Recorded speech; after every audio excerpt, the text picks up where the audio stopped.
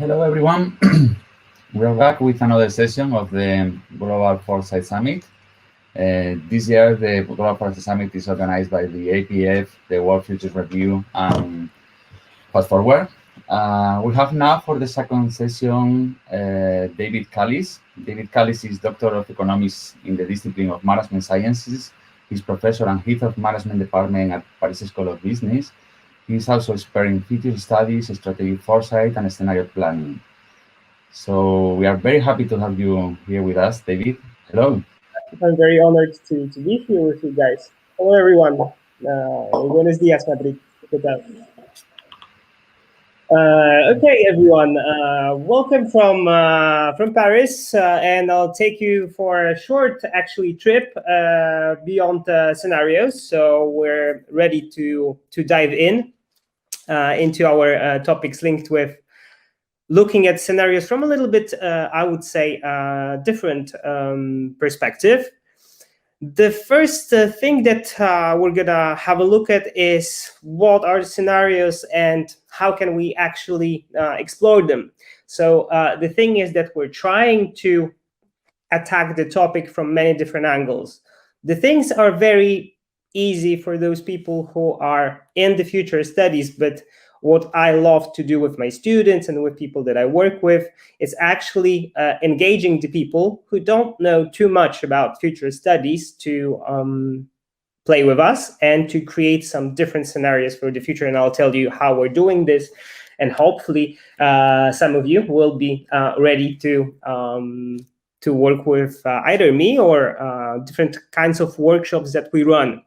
So from very kind of easy perspective, I would say that scenarios are just stories about the future environment, how different areas of our life could unfold. And of course, we all know that they are not prediction, they just plausible descriptions of what could happen.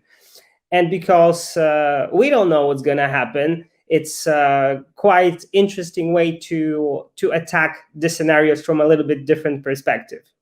And the inspiration about looking at the scenarios actually came from something that has its roots in Greek mythology. In future studies, we call it Cassandra effect. Maybe for those who know or who remember the Greek mythology, the Cassandra was a daughter of Priam, and Apollo was in love with her, and he gave her an amazing gift, a gift of prophecy and seeing the future. But unfortunately, Cassandra didn't love back the Apollo, so the gift transferred into a curse.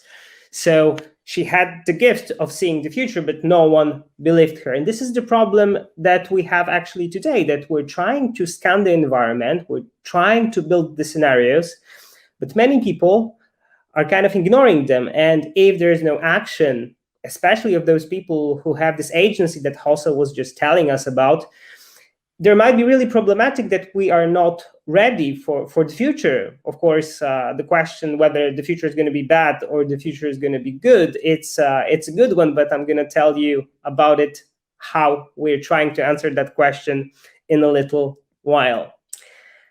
So here is something that I've created last year. And this is a part of a bigger project that I'm working on called Previstory. The inspiration is from the French translation of the book, The Futurological Congress by Stanislas Lem. It's a science fiction book from the 70s. It's some kind of a theory and denial to prehistory. It's about learning what will happen. The definition of this previstory, I call the history of prevision.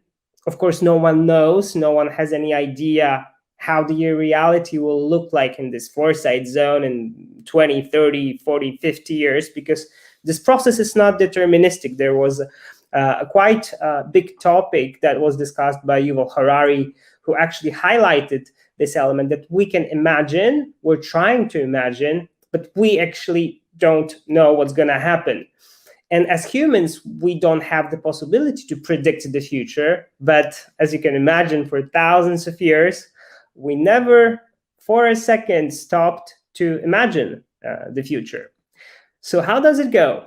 We're prototyping a card game that is called exactly the same way with different companies that I'm working with and my students as well in our course Megatrends and Understanding Future, to be able to capture, test, and figure out what kind of scenarios we can actually have.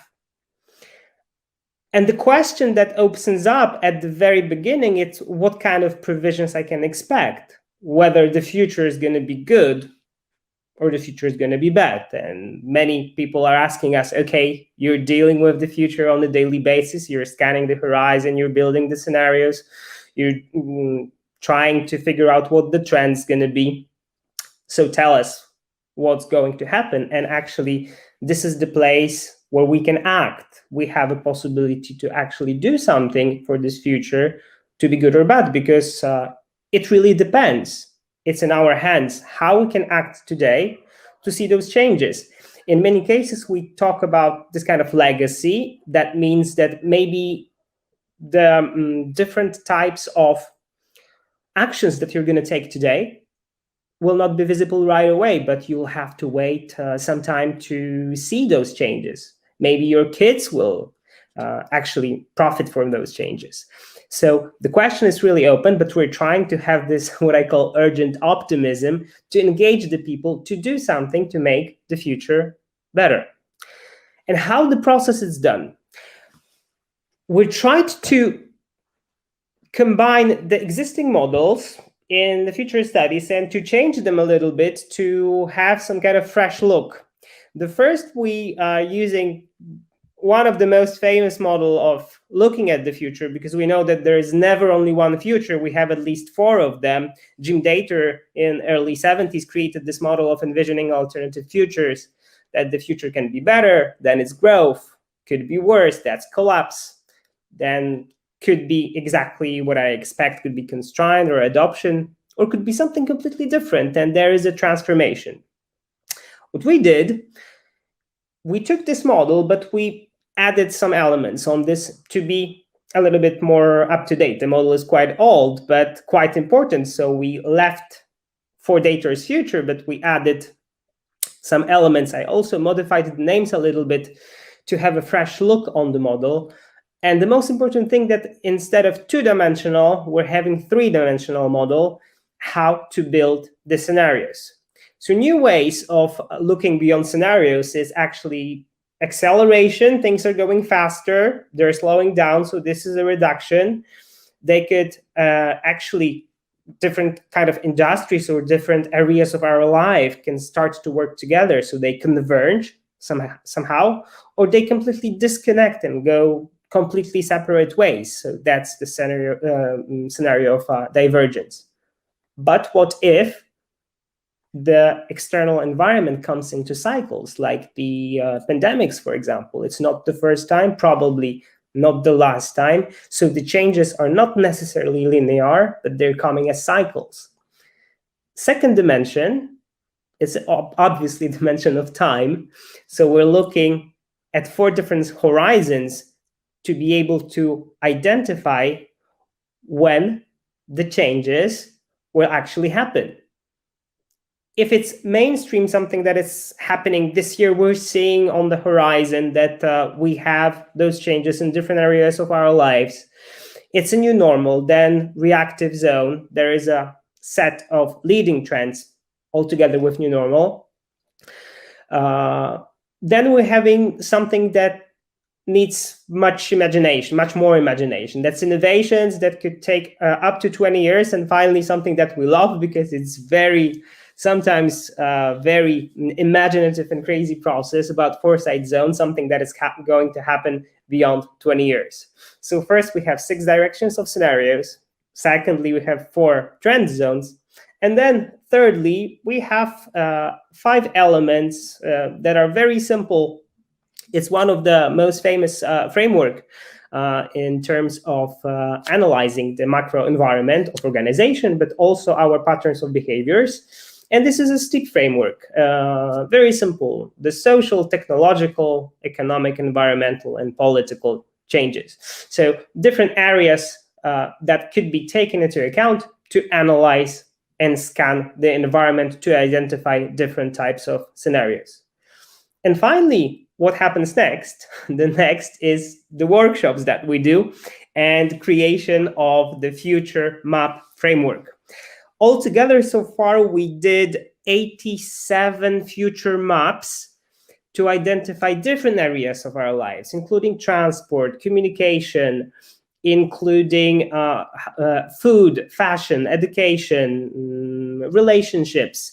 So different areas of our lives that can actually be completely different, or maybe they will come back to something that we've had before. So maybe there are going to be cycles too.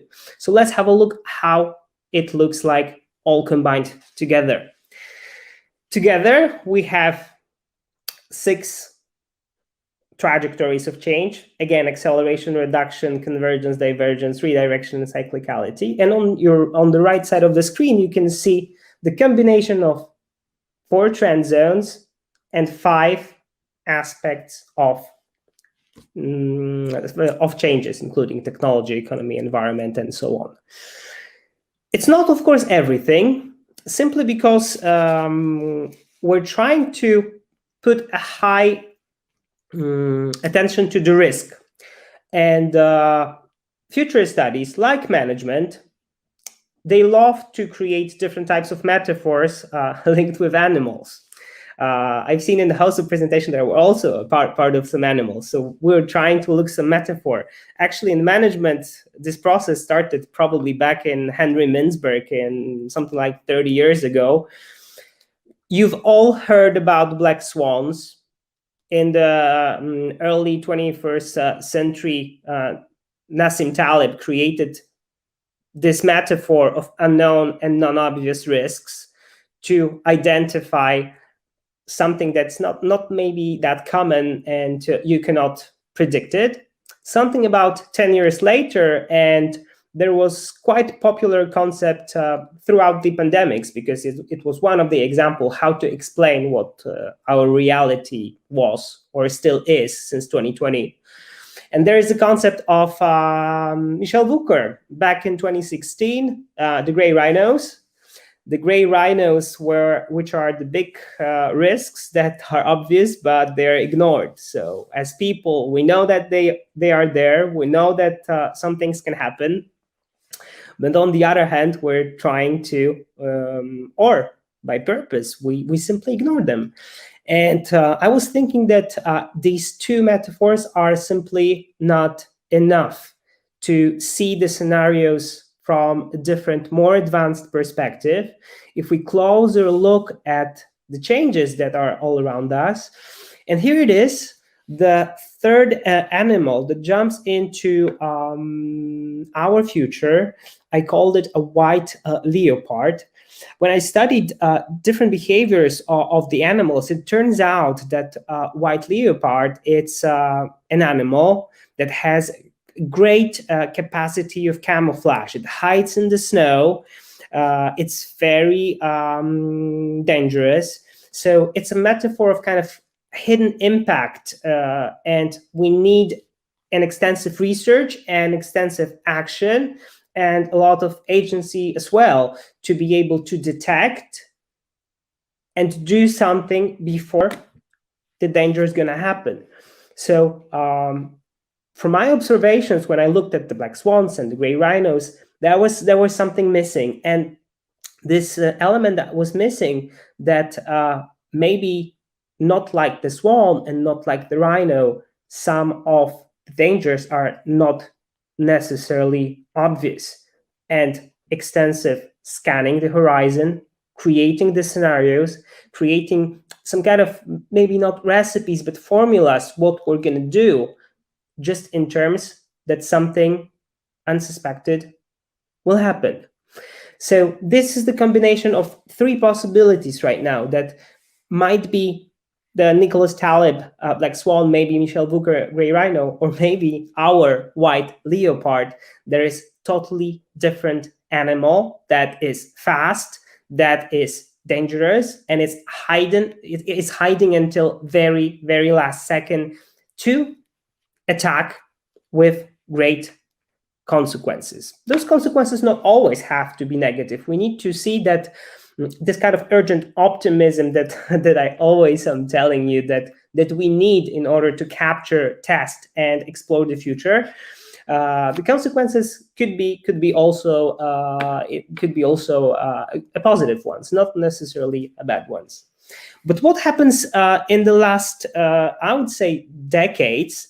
The fact is that we're trying to analyze the future, analyze the external environment using our sight. And there is a trend coming up. We identified as one of our scenarios that we call sensploration. That means that sight is not the only sense that should be taken into account. And we have to experience the world using many different senses that maybe are not so obvious and not visible to everyone. And on the top of everything, we put a great attention to technology, but the changes that we see in the external environment are not always technological. Sometimes they are based with creating new products, creating new services, creating new markets, where everything is based around creating the value innovation that not always is the technology. And what's the consequence?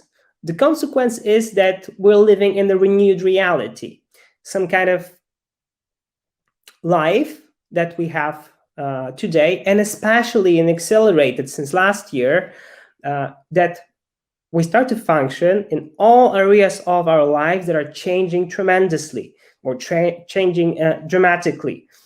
And that's why scanning the environment and looking at the scenarios from a little bit different perspective to give, as I said earlier, 6 trajectories of change allows us to see the future in a more concrete way.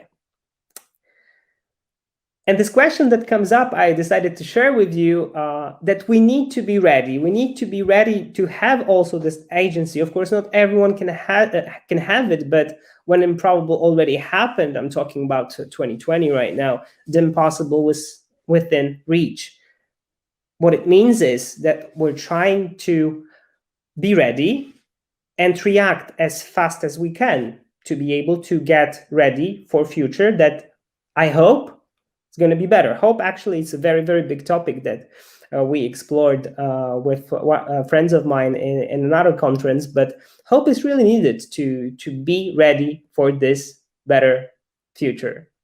So what's beyond scenarios? Beyond scenarios is a concept that I've created to create a new dimensions for understanding the future. That it's not only growth, collapse, constraint, and transformation, but we can have convergence and divergence of different markets that either connect and work together or try to create totally new space for creating the value for companies, for customers, and for the world itself.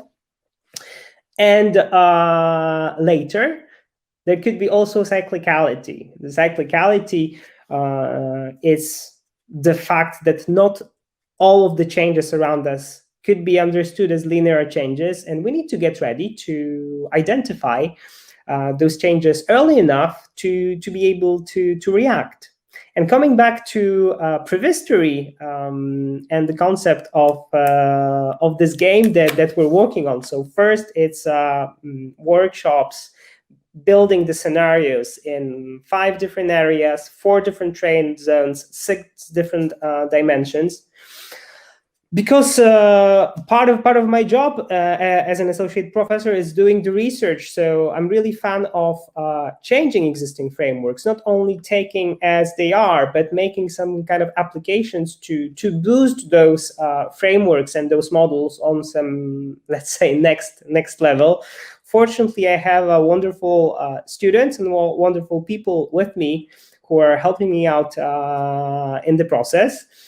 And simply because most of our work is done online right now, in a few seconds, I'll be sending you the link to join me on the process.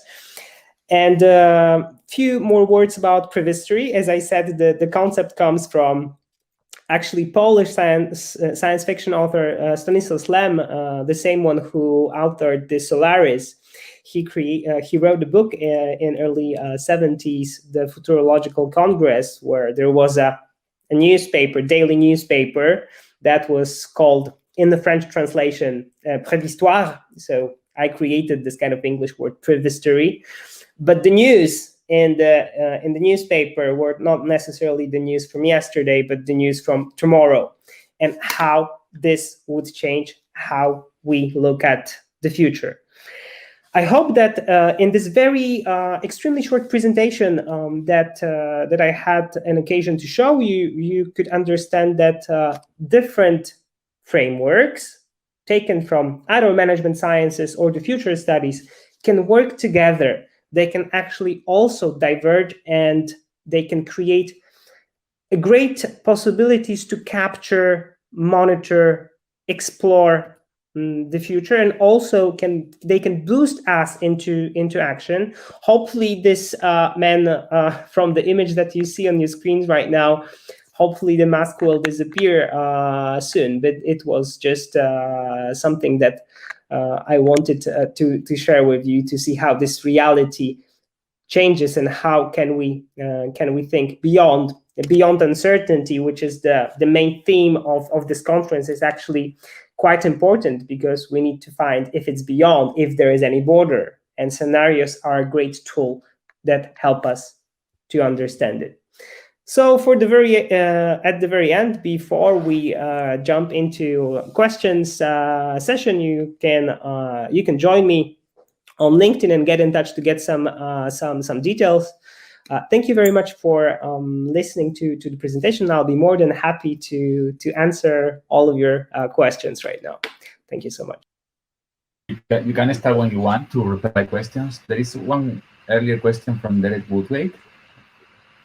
Because I don't see the questions. I have the chat opened here, but I don't see anything. Okay, there is one question from Derek Woodwade. Why did you not include weak signals and emerging issues in the horizontal chart rather than the emerging trend for the 20+ time?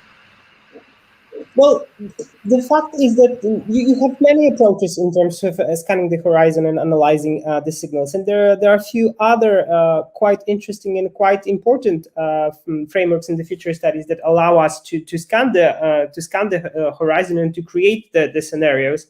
I think that if we add too many dimensions, then the model gets a little bit more complicated. And my actually approach on building the scenarios is actually to give it to people who didn't explore the future studies before, who don't know these frameworks, and who don't have this kind of tendency to look at them in a very structurized way. Because if I play this workshop with most of my friends who are participating in this conference, the outcome will be completely different than the outcome that I have with my students that are actually exploring the future studies from the very early beginning, from the basis. So I think that if we have 6 trajectories of change, if we have 4 trend zones, and if we have a steep framework that we have already 3 dimensions, in the first one there is 6 elements, and the second one is 5 elements, and the third one there's 4 elements. It's already quite a lot And for my perspective, that's more than enough to be able to identify different kind of scenarios with their trajectory, possible trajectory of change, because we are not sure if this is exactly how this trajectory will continue, because what we all see in the last many years, the fact is that the time is just compressed. We have very, very, very fast changes. The inventions have been there forever, but today they're just being seen faster because we have faster access to the information. Technology changes in a faster way. Then the development of speed and computer processing power is actually more linear than ever. And that means that we have to scan the horizon more often and in more details. If the recordings will be available, I think we have to ask the organizers. I think they will. Yeah, recordings will be available probably by next week. We will be uploading all the videos. You have another question earlier from Tico. What would you say? Oh, sorry. What would you say is the extra value of using the 6 directions rather than the 4 archetypes? Well, I think that the main objective behind the 6 direction is that I wanted to create something new and something that wasn't there, because as I said earlier, the fact is that I like to work with the tools that exist. They are quite important, that have quite significant place in future studies. But my intention is also to create some knowledge. That's the all objectives about everyone who is a professional researcher.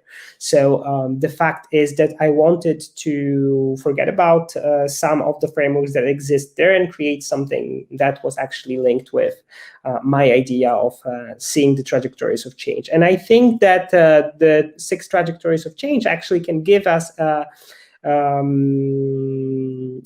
clear image of whether we should focus on this because it's growing, or maybe there's some other places that we can react because they are, for example, in the collapse.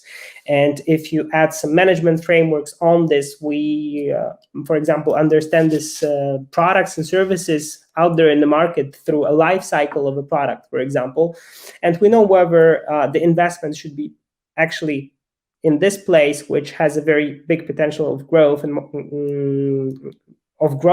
building the market share, or it's maybe on the decline side. I see that Elias asked, is there a footprint of 87 future maps? Actually, we're combining. I'm combining with my team right now the results from the 87 maps. They are very different. Some people had very, very imaginative and I would say like taken from science fiction ideas. The others were a little bit more traditional. We worked on Miro in this trend map building. So we're trying to find a way how to combine the best ideas or the most commonly repeated ideas, and to build only one single map who will show the trajectory of changes for the next year. So we would say the state of play in terms of the future scenarios that we have for 2022, and they will see today we see these changes within 1 year, this changes within 5 years, this changes within 20 years, and this is Foresight zone. So these are the changes that we identify in those particular scenarios in more than 20 years.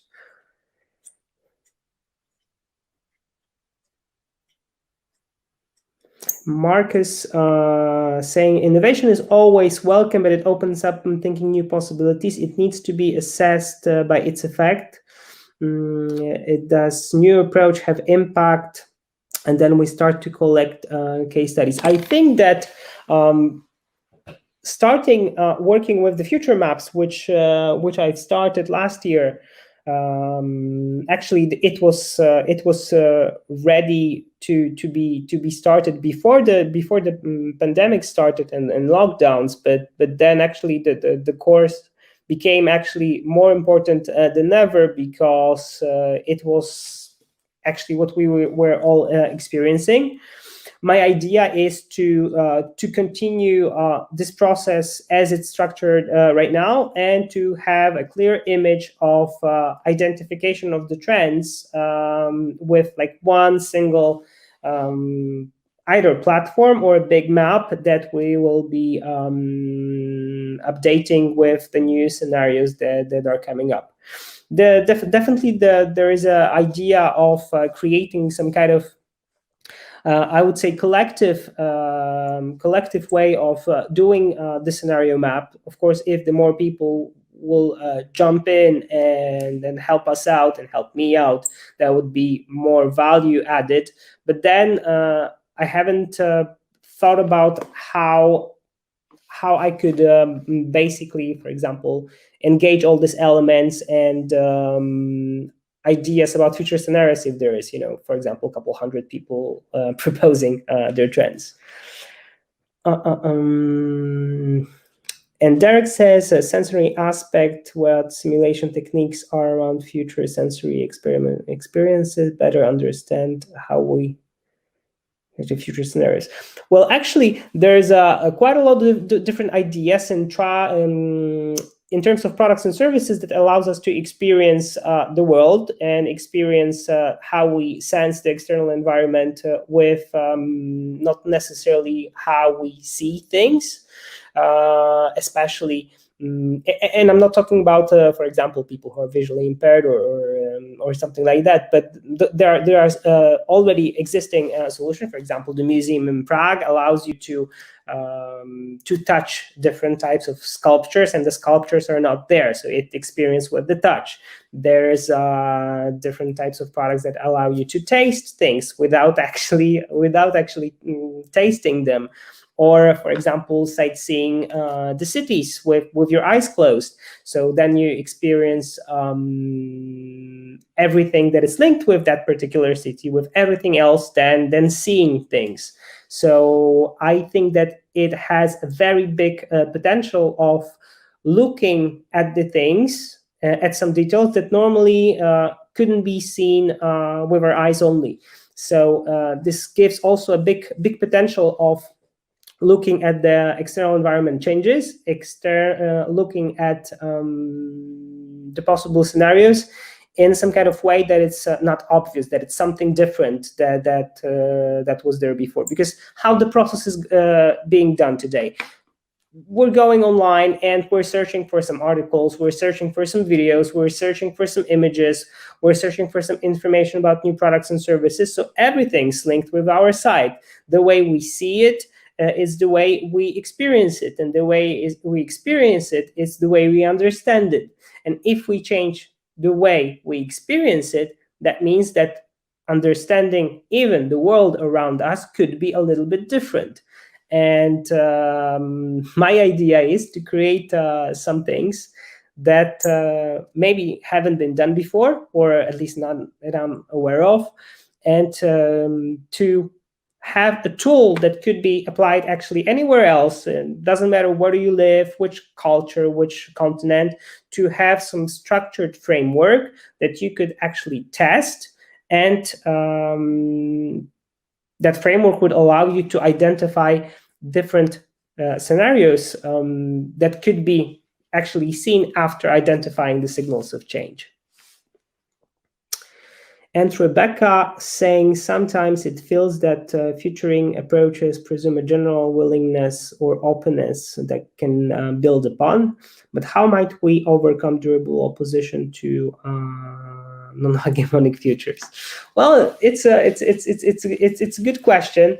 I think that it depends on your it depends on your approach, and it comes back to this question that I showed you before, that whether the future is going to be a good one or the future is going to be a bad one. Sometimes we're trying to create things that will be something completely new. But the problem with the horizon scanning and with identifying the scenario is that whoever you give the tool to, they're going to come up with, I would say, different outcome. But from the point of view of a researcher who does basically the research projects and creates frameworks, it's to create the tool that could be applied by different researchers in different places, in maybe different cultures, maybe thousands of miles away, and to come up with the similar outcome, because the process is structured in a good way. And this is my idea about looking at the future, to create some new tools, taking into account appreciated old ones that are extremely important, but to give them a little bit fresh breath, let's say, to add some things that haven't been there yet, that will allow us to understand future a little bit better, and to actually engage humans' actions to make the future for better.